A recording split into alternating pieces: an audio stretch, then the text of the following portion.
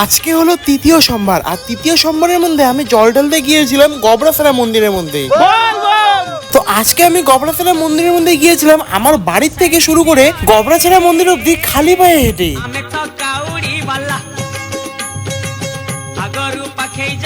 মানে কি আর বলি বন্ধুরা, মানে গবড়াছড়া মন্দির অব্দি যে রাস্তাটা যে অবস্থা না, মানে বলার মতোই না। এত ভাঙা রাস্তা আর গুড়ি গুড়ি পাথর দিয়ে ভর্তি, মানে পায়ের একদম অবস্থা একদম শেষ হয়ে গেছে আমার। কিন্তু তবুও আমাদের জোশ কোনোদিনও কমবে না, তবুও আমরা যাবো বাবার মাথায় জল ঢালার জন্য।